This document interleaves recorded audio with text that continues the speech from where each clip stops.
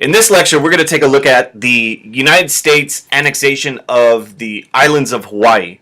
And the first European presence in Hawaii, which you can see on this map circle right there in the middle of the Pacific Ocean, was established by James Cook back in 1778. While the American Revolution is going on, this English explorer, James Cook, establishes European influence in the region. And he actually calls them the Sandwich Islands, which way back in the day I used to think, what, they're just known for amazing sandwiches, but it actually comes from the fact he was naming them in honor of this guy who was the Earl of Sandwich, which was a town over in England.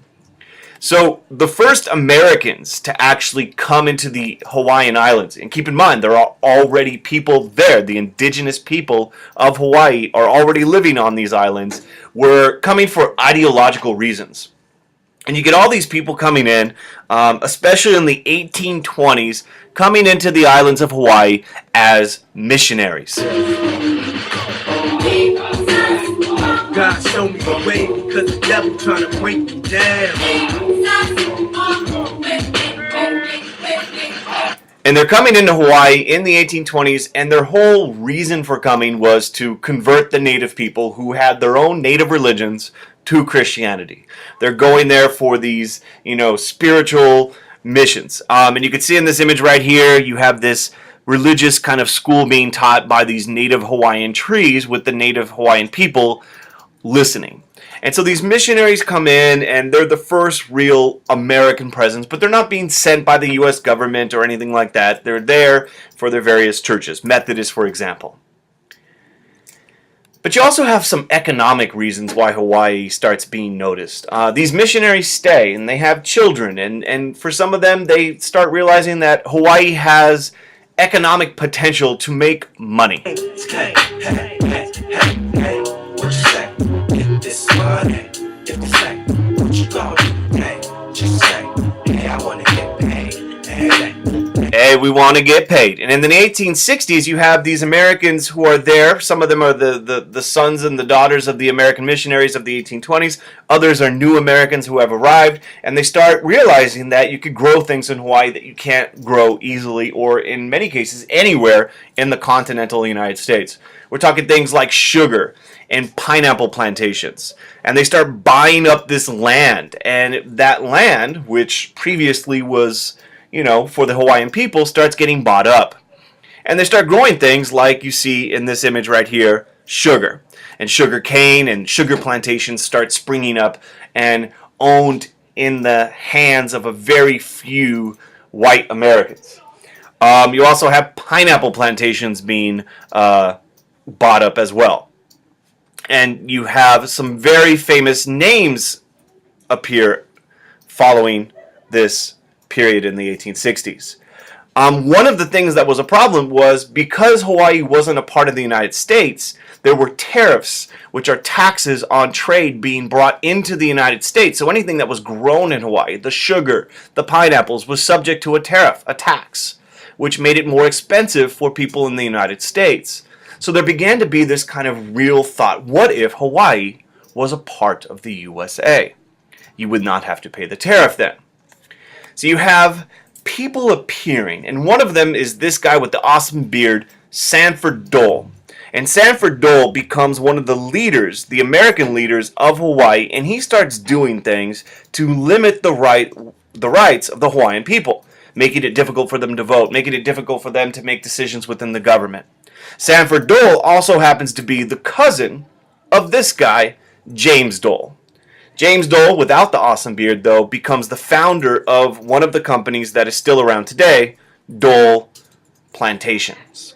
Dole becomes, of course, making fruit cups, making pineapple. You'll see the labels all still in the supermarkets today. Dole, the company, survives. And these men become the economic leaders of Hawaii. There's also political motives going on here. And the political motives come from the fact that there were people within the United States who were really worried that if the United States did not take over Hawaii, that perhaps another country would do so. Perhaps Japan, for example. Here you have this political cartoon kind of showing Japan's ambition is somehow going to take over Hawaii if America doesn't, or perhaps England or some other country. So America's looking at this situation and they start feeling this sense of like, let's act first. Let's preemptively take over Hawaii before one of these other countries, perhaps England, perhaps Japan, as in you could see once again in this political cartoon, the United States hovering over with the big fork, getting ready to eat Hawaii. Now, here's what happens. There's also strategic reasons. And many Americans, in fact, in 1887, the planters, the plantation owners of Hawaii, the Americans in Hawaii, get a treaty signed which gives the U.S. full rights of a naval base at a place called Pearl Harbor. And remember, there was that guy, Alfred T. Mahan, who in the 1890s was talking about that if America wants to be a world power, they need to have a powerful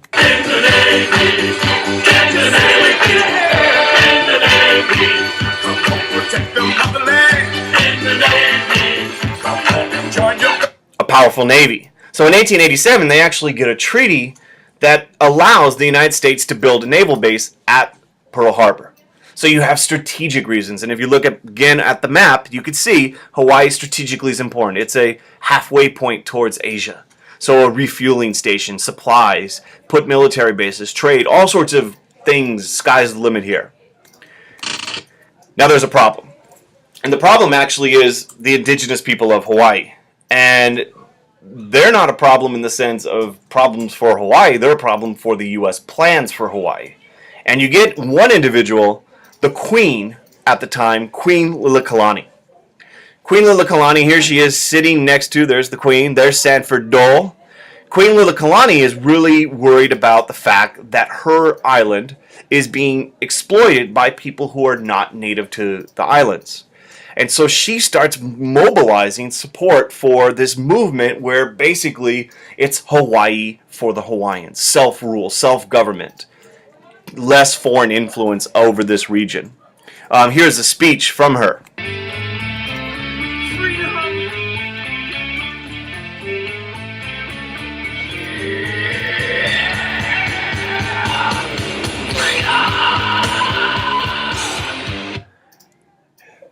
That's not what she said, but that's the sentiment of her writings and her speeches, and it's basically Hawaii for the Hawaiians.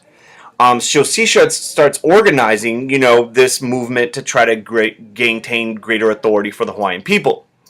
Well, U.S. business interests in Hawaii decide they view her as this. They view her as uncivilized. They dehumanize her in the writings and the political cartoons. They blame her government for scandals and corruption. And basically what happens next is one of those things that is probably not one of our better moments in American history. Queen Liliuokalani is overthrown.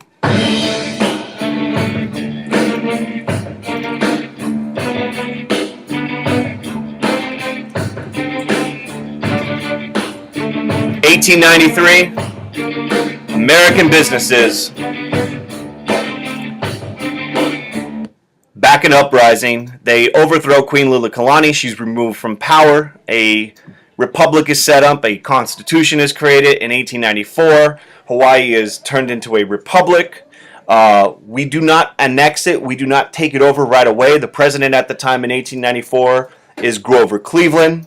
He doesn't want to annex it. He's worried about whether or not this is legitimate, whether or not the Hawaiians actually want it to be annexed. So he doesn't really bring up the issue in terms of before Congress. But in 1898, President McKinley will formally annex Hawaii into U.S. territory.